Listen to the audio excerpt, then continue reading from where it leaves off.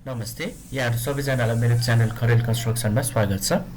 आज हामी यो घर बनाउँदाखेरि प्रयोग गरिने ढोकाहरूको बारेमा कुरा गर्नेछौँ। सर्वप्रथम ढोकाका साइजहरूको बारेमा कुरा गरौँ। जस्तै साधारणतया घरमा प्रयोग गरिने ढोकाहरूको साइज मूल ढोका, कोठाहरूका ढोका र बाथटली र टोयलेटका ढोकाहरू गरी 3 प्रकारका साइजहरू हामीले प्रयोग गर्छौँ। मूल ढोकाको हकमा हामीले 4-8 भन्नाले यो जुन चौडाइ छ यो चौडाइ 4 फिटको र यो जुन हाइट छ हाइट 8 फिटको प्रयोग गर्छौँ। जुन भित्री ढोकाहरू रहन्छन् कोठाका ढोकाहरू, कोठाको ढोकाहरूको हकमा भने चौडाइ 3 फिट र हाइट 7 फिटको हामीले प्रयोग गर्छौँ। जुन हाम्रो टोयलेटका ढोकाहरू भए, बाथटलीका ढोकाहरू भए, ती ढोकाहरूमा हामीले प्रयोग गर्ने साइज भनेको यो 2 फिट 6 इन्ची र उचाइ 7 फिटकै प्रयोग गरिन्छ। यसरी 3 साइजका ढोकाहरू हामीले घर बनाउँदाखेरि प्रयोग गरेका हुन्छौँ। यसमा थप केही अनुभवका कुराहरू यहाँहरुमा शेयर गर्न चाहन्छु। जस्तै यदि यहाँहरुको बाथटली ठूलो छ र त्यो धेरै प्रयोग हुन्छन् भने यहाँले 30 इन्ची यानी कि 2.5 फिटको ढोकाहरू भन्दा पनि 3 फिटकै ढोकाहरू प्रयोग गर्दाखेरि बढी व्यावहारिक रहन्छ। त्यस्तै कतिपयले जुन कौसीमा निस्किने ढोकाहरू रहन्छन् ती ढोकाहरू पनि यो 2 फिट 6 इन्ची के हालेको भेटिन्छ, तर ती ढोकाहरू पनि यहाँले यो 3 फिटकै प्रयोग गर्दाखेरि बढी व्यावहारिक रहन्छ। त्यस्तै टोयलेटको ढोकाहरूमा जुन हामीले 7 फिट उचाइको ढोकाहरू प्रयोग गर्छौँ भनी अगाडि भन्नाले यो जुन फोटोमा देखिरहनु भएको छ दुईटा टोयलेट भयो, त्यसमा यो चौडाइ हामीले 2 फिट 6 इन्ची यानी कि 30 इन्ची र हाइट 7 फिटको प्रयोग गर्छौँ। तर यो ढोकाहरू प्रयोग गर्दाखेरि पनि जुन यहाँ फोटोमा पनि यहाँले हेर्न सक्नुहुन्छ, हामीले साधारणतया घरहरू बनाउँदाखेरि यो टोयलेटहरूको जुन भाग रहन्छ यसलाई डाउन नगरिकनै बनाउने गरिन्छ।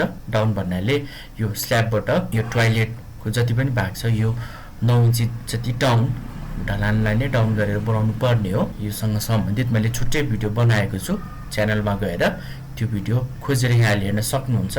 त्यसरी डाउन गरेर नबनाउँदाखेरि हामीले टोयलेटहरूको जब भित्र वेस्ट वाटर र सोइल वाटरहरूको लागि प्लम्बिङको पाइपहरू हाल्छौँ, हालेर यहाँ फोटोमा देखाए अनुसार जब फिनिसिङ हुन्छ टाइलहरू सबै राखिसके पछाडि अन्तिममा यो टोयलेटका चौकसहरू यहाँ फोटोमा देखाए अनुसार यसरी तल गाडिएर बसेको अवस्थामा रहन्छ।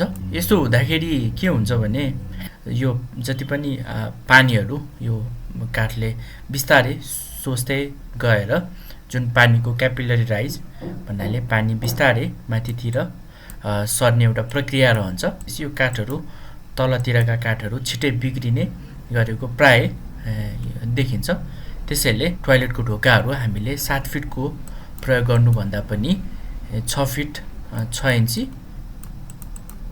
अथवा 6 फिट 3 इन्ची अवस्था हेरेर यहाँले प्रयोग गर्न सक्नुहुन्छ। यो साइजको चौकस हामीले राख्दाखेरि जुन माथिको 7 फिटको भाग सबै समान देखाउनलाई यो तल 2 सलदेखि 3 सल इटाहरू लगाएर त्यसको माथि चौकसहरू राखिसके पछाडि यो जुन चौकसहरू तल यो टोयलेटका पानीहरूले भिज्ने अथवा क्यापिलरी राइजहरू आएर यो काठहरू बिग्रिने समस्या हुन पाउँदैन। त्यस्तै यो भित्री ढोकाका चौकसहरू रहन्छन्, ती ढोकाका चौकसहरू पनि यहाँ फोटोमा देखाए अनुसार यसरी एउटा इटा को माथि राख्दाखेरि उचित रहन्छ। किनभने जब हामीले कोरा मसिनहरू गर्छौँ, कोरा मसिनहरू अवस्था हेरेर 4 इन्ची 5 इन्चीसम्म बस्न सक्छ। त्यो हिसाबले जब फिनिसिङ भइसके पछाडि ढोकाको जुन हाम्रो हाइट रहन्छ, हाइट अलिकति कम भएको महसुस गर्न सकिन्छ। त्यसैले हामीले यो गारोहरू लगाउँदाखेरि जब ढोकाहरू फिक्स गर्छौँ त्यतिखेर यो सबै ढोकाहरू यसरी एउटा इटा माथि राख्यौँ भने त्यसरी पछि कोरा मसिनहरू सबैले गर्दाखेरि ढोकाको उचाइ कम भएको महसुस हुँदैन। त्यसै जति पनि ढोकामा यसरी यहाँ पनि हेर्न सक्नुहुन्छ, यसरी यहाँ लिस्टीहरू आएको रहन्छ। यो लिस्टीहरू कतिपय अवस्थामा जस्तै यो ढोकामा लिस्टीहरू खोलेर यो ढोका अडाइएको छ। यस्तो ढोकाहरू राख्दाखेरि हामीले लिस्टीहरू नखोलिकनै अडाउनु पर्छ, किनभने यो लिस्टीले यो ढोकाको 90 डिग्री निर्धारण गरिराखेको हुन्छ। भन्नाले यो लिस्टीले यो ढोकालाई यता र यता सर्न दिँदैन। यो लिस्टीहरू खोलेर राख्दाखेरि ढोकाहरूको बटम बिग्रिन सक्छ। त्यस्तै जुन हामीले इँटाहरू राखेर चौकस राख्ने भनियो, यो राख्दाखेरि हामीले अर्को विचार पुर्याउनु पर्ने कुरा के हो भने जति पनि हाम्रो यो माथिको यो जुन लेभल रहन्छ यो सबै लेभल झ्यालदेखि ढोकाहरू सबैको लेभल एउटै हुन जरुरी हुन्छ, तब मात्र हाम्रो घर सुन्दर देखिन्छ। यदि हामीले यसरी चौकसहरू एउटा इँटा माथि राख्ने भयौँ भने हामीले झ्यालहरूको जुन तलको जुन लेभल रहन्छ त्यो लेभल पनि ढलानबाट 32 इन्ची हाराहारीको राख्नुपर्ने हुनसक्छ। त्यसैले सर्वप्रथम हामीले ढोका राखेर ढोकाको यो जुन माथिको लेभल रहन्छ यो माथिको लेभल र झ्यालको माथिको लेभल मिलाएर बल्ल तलबाट हामीले झ्याल कति हाइटमा राख्नुपर्छ भन्ने निर्धारण गर्ने हो। यो पनि काम गर्दाखेरिको केही अनुभवहरू भइहाले। अब यस पछाडि यो ढोकासँग सम्बन्धित केही प्राविधिक जानकारीहरूको बारेमा पनि कुरा गरौँ। जस्तै यो जुन फ्रेम रहन्छ यो फ्रेमलाई हामी चौकस भन्छौँ। यो चौकस को जुन सेक्सन अथवा प्रोफाइल जुन रहन्छ यो भित्री ढोकाहरूको हकमा 3-4 को काठहरू हामीले प्रयोग गर्छौँ। भन्नाले जुन गहिराई भाग छ यो भाग 4 इन्चीको हुन्छ भने जुन यो अगाडिपट्टिको भाग रह्यो यो 3 इन्चीको हुन्छ। यसरी यो 3-4 को काठहरू हामीले भित्री ढोकाहरूमा प्रयोग गर्ने गर्छौँ। त्यस्तै जुन मूल ढोकाहरू रहन्छन् मूल ढोकाहरूको हकमा भने हामीले 3-5 को काठहरू प्रयोग गर्छौँ।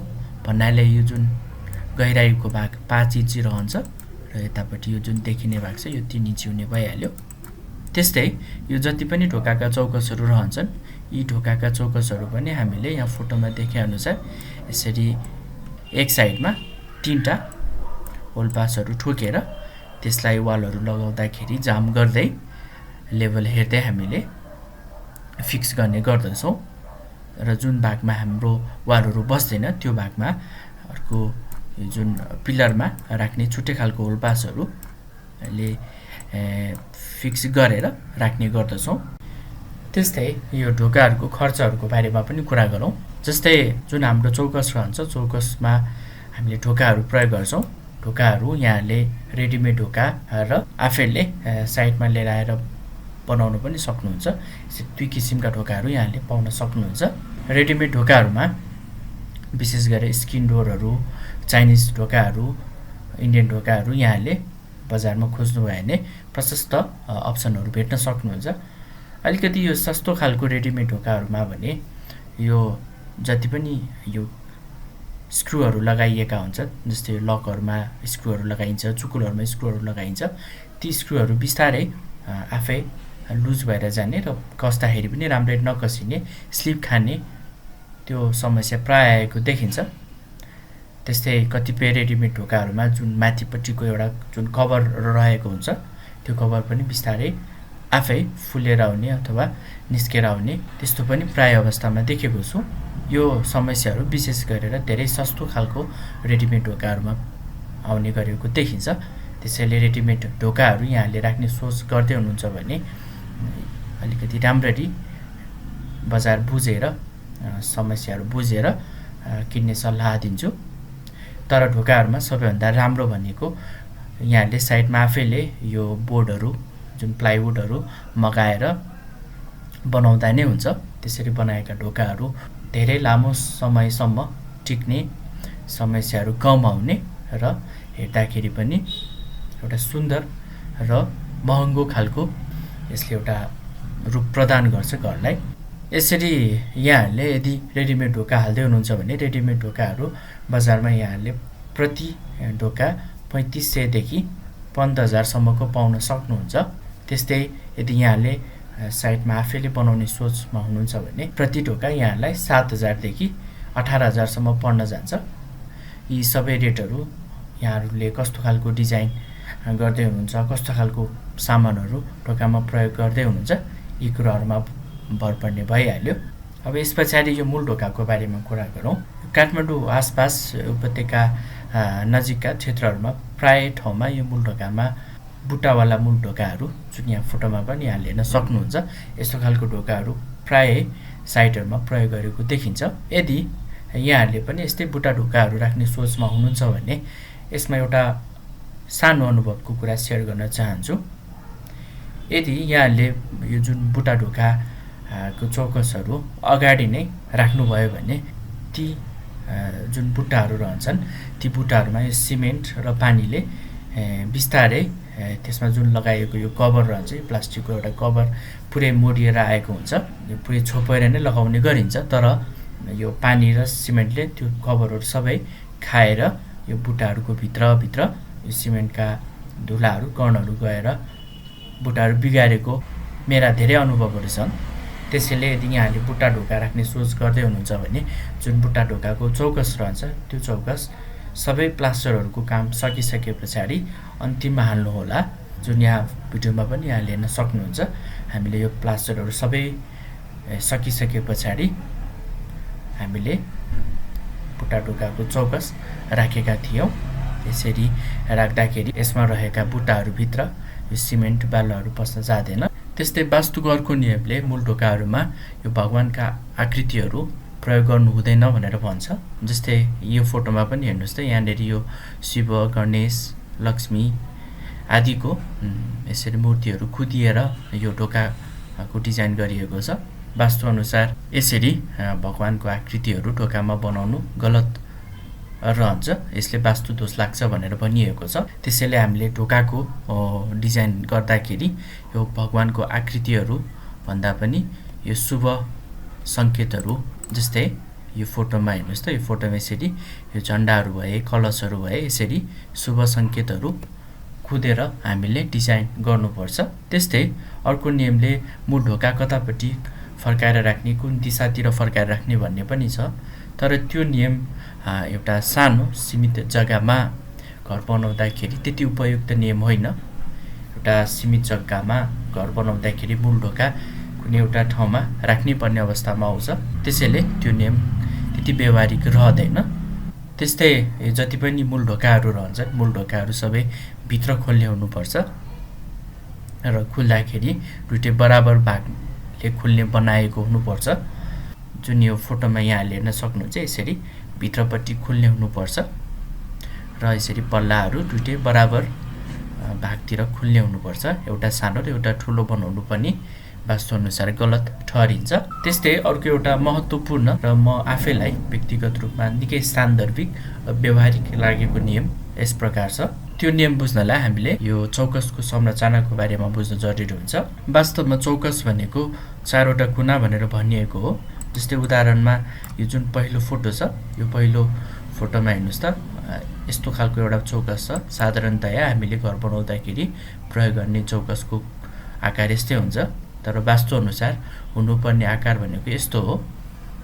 ढोकामा पनि हामीले यसरी एउटा, दुईटा, तिनटा, चारवटा, यसरी चारवटा कुना भएको, तल र माथि पनि यसरी काठ प्रयोग गरिएको चौकस प्रयोग गर्नुपर्छ भनिएको छ। यो नियम मलाई निकै सान्दर्भिक र व्यवहारिक लाग्छ, किनभने उदाहरणमा यो अर्को एउटा मूल ढोकाको फोटो भयो। यहाँ तलपट्टि हेर्नुहोस् त, यहाँ तलपट्टि थप यो काठ प्रयोग गरिएको छैन, जुन वास्तुअनुसार प्रयोग गर्नुपर्ने थियो। मैले अगाडि पनि भनिहालेँ, साधारणतया हामीले तल काठ प्रयोग गर्दैनौँ, ढोकाहरू प्राय यही आकारमा हामीले प्रयोग गरेका हुन्छौँ। यसरी ढोकाहरू प्रयोग गर्दाखेरि जुन यो तलपट्टिको चुकुल रहन्छ, जस्तै यो ढोका खुल्दाखेरिको अवस्थाको फोटो भयो, यो तलपट्टिको चुकुल रहन्छ। यदि यसरी यहाँ फोटोमा देखाएअनुसार यो तलपट्टि थप काठ प्रयोग गरिएको छैन भने तलको चुकुलहरू सबै यो ग्रेनाइटमा हामीले ड्रिल गरेर त्यही यो चुकुलहरू लाग्ने हिसाबले तयार गरिएको हुन्छ। तर ती पालहरूमा यो धुलोहरू गएर तलको जुन दुईटा चुकुल रहन्छ त्यो चुकुल कहिले पनि लाग्ने अवस्थामा भएको हुँदैन। तर यदि हामीले वास्तुअनुसार यहाँ फोटोमा जसरी यसरी तल पनि यो काठहरू प्रयोग गरेर ढोका तयार गरेका छौँ भने यसरी हामीले त्यही काठमा तलको चुकुलहरू लगाउन सक्छौँ। यसले गर्दाखेरि माथि दुईटा चुकुल र तल दुईटा चुकुल र बिचमा थप सुरक्षाको लागि गजबारहरू प्रयोग गरेर हामीले मूल ढोकालाई थप सुरक्षित र बलियो बनाउन सक्छौँ। यो एउटा पक्ष भइहाल्यो। त्यस्तै अर्को सबैभन्दा महत्त्वपूर्ण पक्ष, हामीले यसरी जुन तल थप काठ दिएर चौकस तयार गर्छौँ, यसरी काठ दिँदाखेरि मानिलौँ हामीले दुईटा खाँचा गऱ्यौँ, एउटा खाँचा यो साधारण ढोकाको लागि र अर्को खाँचा यो जुन जाली ढोकाहरू रहन्छन् जस्तै यस्तो जाली ढोकाहरू बाहिरपट्टि थप हामीले हाल्यौँ भने र यो जाली खापामा यसरी यो स्प्रिङहरू लगाएर यो खुल्दाखेरि आफै बन्द हुने खालको बनायौँ भने यो जति पनि जाली खापाहरू रहन्छन् ती जाली खापाहरू सबै यहाँ बनाइएकै खाँचामा गएर अडिन्छ। ढोकाको तल कुनै पनि ग्याप रहन पाउँदैन र जाली खापा जहिले पनि आफै बन्द हुने तरिकाले हामीले बनायौँ भने यो जति पनि सर्पहरू, मुसाहरू, किराहरू यी कुराहरू सजिलै ढोकाहरूबाट बाहिरबाट भित्र पस्न पाउँदैन। विशेष गरी मूल ढोका र भित्रबाट बाहिर निस्किने ढोकाहरू जस्तै पछाडिका ढोकाहरू भए, अगाडि निस्किने मूल ढोकाहरू भए, यी ढोकाहरूमा चौकसहरू प्रयोग गर्दाखेरि यसरी नै तल पनि थप काठ भएका ढोकाहरू प्रयोग गर्ने सल्लाह दिन्छु। अब यो यसरी काठहरू प्रयोग गर्दाखेरिको बेफाइदा पनि छन्। जस्तै बढाल्दै आउँदाखेरि यस्तो थप काठले गर्दा त्यो फोहोर हामीले सिधै बाहिर फाल्न सक्दैनौँ। यहाँ उठाएर बाहिर फाल्नुपर्ने अवस्था आउन सक्छ। तर यसको बेफाइदा भन्दा पनि फाइदाहरू धेरै छन्। त्यस्तै यसरी चौकसहरू राख्दाखेरि पनि जुन अगाडि हामीले एउटा इँटा माथि चौकस राख्नुपर्छ भनेका थियौँ, मूल ढोकाको चौकस राख्दाखेरि भने 2 सल इँटा लगाएर बल्ल यो मूल ढोकाको चौकस राख्दाखेरि अझ उत्तम रहन्छ। यो किनभने फोटोमा पनि यहाँले हेर्न सक्नुहुन्छ, यसलाई 1 सल इँटा माथि यो चौकस राखिएको थियो। त्यो हुँदाखेरि जब कोरा मसिनो अनि ग्रेनाइटहरू सबै राखिसक्दाखेरि जब फिनिसिङ लेभल यो काठलाई छुने भागमै पर्यो र यो ग्रेनाइटहरूमा यो पोछाहरू लगाउँदाखेरि पानीहरूको प्रयोग हुँदाखेरि यो काठ सजिलै भिज्न गई त्यसको यो रङहरू पनि खराब भएको यहाँले देख्न सक्नुहुन्छ। त्यही हुनाले हामीले 2 सल इँटाको माथि यो चौकस राख्यौँ भने यो जुन भाग रहन्छ यो भागमा पनि एउटा ग्रेनाइटको स्कटिङ आउन पाउँछ र त्यो स्कटिङले जुन ढोकाको र पानी बीच घेरा जस्तो बनाएर राख्न सक्छ। त्यो तलको जुन हामीले काठहरू प्रयोग गर्नुपर्छ भनेका थियौँ ती काठहरूमा पनि हामीले थप डिजाइनहरू दिन सक्छौँ। जुन यो फोटोमा पनि यहाँले हेर्न सक्नुहुन्छ, यसरी हल्का मोल्डिङ अलिकति घुमाएर यसरी काठहरू प्रयोग गर्दाखेरि चढ्न र निस्कन पनि सजिलो हुन्छ र यसलाई सफा गर्न पनि थप सजिलो रहन्छ। अब यस पछाडि मूल ढोकाको औसत खर्च कति आउँछ यसको बारेमा कुरा गरौँ। यदि यहाँले यस्तै बुट्टा ढोकाहरू प्रयोग गर्ने सोचमा हुनुहुन्छ भने एउटा साधारण 4 फिट बाई 8 फिटको ढोका 90,000 देखि 2,50,000 पर्न जान्छ। त्यस्तै सादा खालको मूल ढोका हाल्ने सोचमा हुनुहुन्छ भने त्यसको खर्च 40,000 देखि 60,000 पर्न जान्छ। त्यस्तै अगाडि छुटेको कुरा, यो हामीले जति पनि चौकसहरू रहन्छन् र त्यसमा प्रयोग गर्ने ढोकाहरू रहन्छन्, चौकसहरूमा हामीले प्रयोग गर्दाखेरि भरिसक्दो नेपाली अग्राटहरू प्रयोग गर्दा राम्रो रहन्छ। नेपाली अग्राटलाई सजिलै पानीले खान सक्दैन र राम्ररी सुकेका काठहरू छिटै पसाङ्ग्रिने, फुट्ने समस्या आउँदैन। यो काठमाडौँ आसपासतिर चौकसको रूपमा यो मलेसियन अग्राट, इन्डोनेसियन अग्राट, साज आदि पनि प्रयोग गरिएको पाइन्छ। तर सबैभन्दा राम्रो काठ भनेको नेपाली अग्राट हो। त्यस पछाडि यहाँले इन्डोनेसियन अग्राट पनि प्रयोग गर्न सक्नुहुन्छ र तेस्रोमा मलेसियन अग्राटहरू प्रयोग गर्न सक्नुहुन्छ। तर ती काठहरूमा केही मात्रामा कम्प्रोमाइज गरेर नै चलाउनु पर्ने अवस्था आउन सक्छ। तर चौकसहरूमा साजहरूको प्रयोग गर्ने सल्लाह भने म दिँदिनँ। साजहरूमा यो पसाङ्ग्रिने र फुट्ने समस्या प्राय आएको देखिन्छ। अब यति भन्दै यो घर बनाउँदाखेरि ढोकाहरू कस्तो खालको प्रयोग गर्नुपर्छ, के कति खर्च आउँछ र प्रयोग गर्दाखेरिका व्यवहारिक र प्राविधिक जानकारीहरू के थिए भन्ने बारेमा चर्चा गऱ्यौँ। यस भिडियोमा यति नै गरौँ। धन्यवाद।